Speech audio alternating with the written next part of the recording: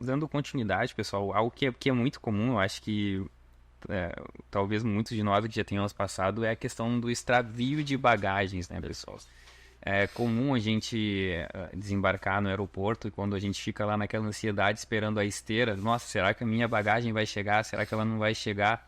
Não chega, né? O que que a gente pode fazer naquele momento ali? Quais são os direitos? Teve alguma alteração legislativa importante aí, né, doutor Arthur? Eu até eu sou autor de uma ação aqui pelo escritório, o Renato é meu advogado, né? O ano passado eu fiz uma viagem com um grupo de amigos para um torneio de golfe na Espanha. E antes disso eu fui à Itália, né, fazer uma escala lá, um pequeno turismo com a minha esposa. E a minha esposa tinha um congresso e eu seguiria para esse torneio de golfe. E a minha bagagem não chegou com todo o meu equipamento que eu usaria nesse torneio, menos os tacos, que a bolsa de tacos estava sendo levada por um amigo meu, uma vez que eu fui uma semana antes para aproveitar essa viagem da minha esposa também. Imagine a angústia, né? Eu com um torneio marcado, que não foi barato, eu tive que tirar um período de férias maior do que aquele que usualmente é adequado no dia a dia atribulado das nossas atividades. E a primeira coisa que se deve fazer, e eu tinha essa orientação, ainda bem, Renato, né, por conhecer casos aqui do escritório, é antes de sair da área das esteiras, antes de sair, porque depois não volta mais no aeroporto, é fazer o registro da ocorrência do extravio junto ao balcão da companhia, ou, se não houver, a um balcão do aeroporto, que sempre existe para formalizar esse tipo de documento, esse tipo de problema. Então, esse é o primeiro documento essencial. Quer dizer, não chegou a bagagem, é uma espécie de BO, boletim de ocorrência, administrativo, ou no balcão da companhia, ou no balcão do aeroporto, se a companhia não tiver um balcão disponível ali naquela área das esteiras. Primeira coisa. Segunda questão, que é muito importante que o consumidor saiba. Saiu do aeroporto sem nada, né? Sem uma escova de dentes, muitas vezes sem a lente de contato que vai utilizar lá para a prática do esporte, né? Sem pijama, sem roupas íntimas, sem nada, né? O que fazer? Comprar os itens absolutamente necessários, sem exagero, dentro de um padrão médio de uso ao qual aquele consumidor está habituado. Quer dizer, eu não vou comprar um terno Armani se eu tiver um evento social. Eu vou comprar um bom terno, mas dentro de um padrão normal de custo. Enfim, eu não vou comprar uma camisa de seda pura das mais caras, eu vou comprar uma camisa que me vista bem, que eu possa me apresentar bem em algum jantar, em algum evento que eu terei naquele período. E guardar todas as notas fiscais. Comprar os artigos de higiene necessários todos, negócio de barba, escova de dente, creme dental, as roupas, e aí vem uma dica prática, né, para 2 dias, para não ter que perder tempo todos os dias também indo ao shopping, né? Então já compra para 2 dias e vamos esperar a entrega da bagagem naqueles 2 dias.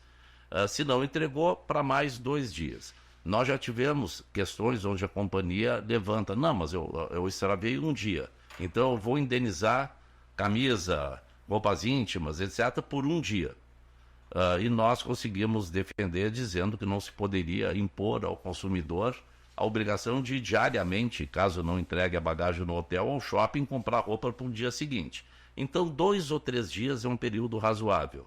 Aí vai uma segunda dica prática, então. Até cerca de 3 anos atrás, né, nós tínhamos, nesse caso de compra dos itens necessários para o dia a dia, enquanto não restituída a bagagem, quase um cheque em branco. Quer dizer, o consumidor poderia comprar tudo aquilo que efetivamente fosse utilizar, o que eu entendo que seria o melhor tratamento jurídico que se poderia dar àquele problema.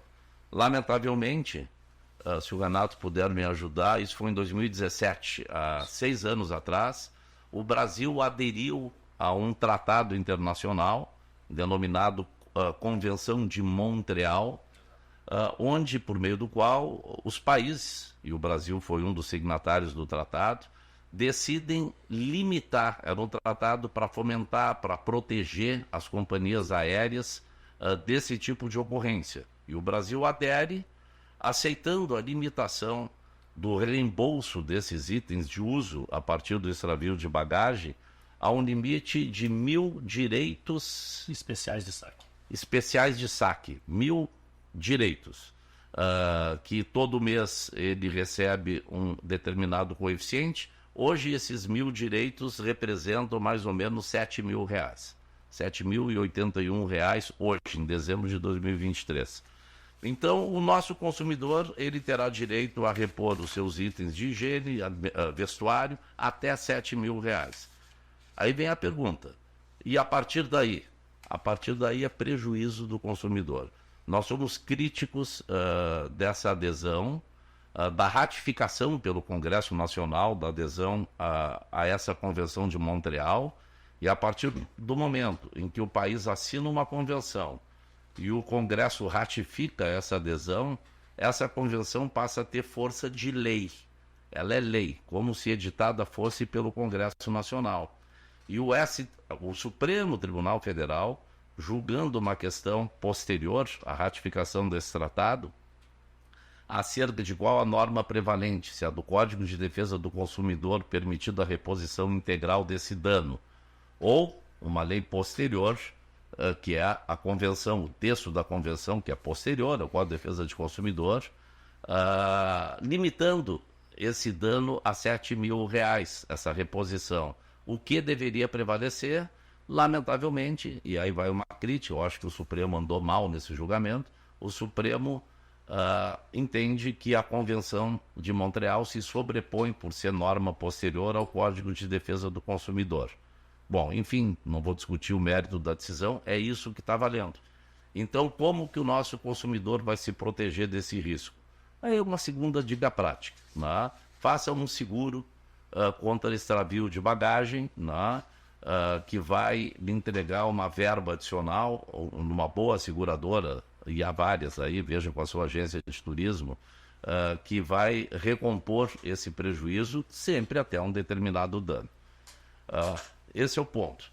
Mas, porém, contudo, né, a boa notícia é que os tribunais infraconstitucionais, quer dizer, as cortes estaduais que julgam essas questões de direito do turismo, de certa forma corrigem essa limitação, como tal compreendida pelo Supremo, passando a conectar, né, com a decisão de reposição do que se gastou a R$7.000, danos morais.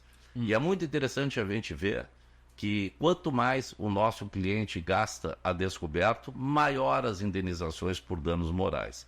Eu não vou dizer que isso é uma compensação para corrigir uma decisão equivocada do Supremo, mas talvez em certa escala isso esteja ocorrendo. Nós vemos, por exemplo, que numa viagem maior, há um extravio por 15, 20 dias, o nosso consumidor gasta lá, ou mais, 20 dias, gasta lá R$15.000 na compra dos artigos de higiene e roupas, etc. Recebe 7 pelo limite da Convenção de Montreal.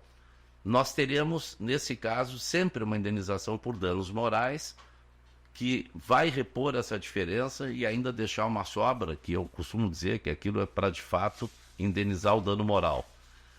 O dano moral está fora da Convenção de Montreal. A Convenção de Montreal, ela limita só o dano material. Isso é muito importante. Quer dizer, extraviou a bagagem no fritar dos ovos, ao fim e ao cabo, o nosso cliente, o nosso consumidor, vai receber a reposição integral do dano. Ainda que aliando uma condenação por danos morais a esse limite dos R$7.000. Dicas práticas: faça aquele BOzinho, aquele registro dentro da área das esteiras, porque se saiu não faz mais. Se não fizer, não vai ter direito a nada, porque nós não vamos ter como demonstrar a prova mínima das alegações. Vá gastando de 2 em 2 dias as compras necessárias, é uma dica prática muito boa. Não precisa comprar todos os dias e nem nós vamos comprar para uma semana, porque pode ocorrer da bagagem ser entregue depois de 3 ou 4 dias de extravio, né? E compre sempre, não se exagere na qualidade, no luxo dos itens adquiridos, mas também não precisa comprar, vamos lá, artigos vagabundos, compra aquilo que normalmente usaria, aquilo que está dentro da bagagem, extraviado.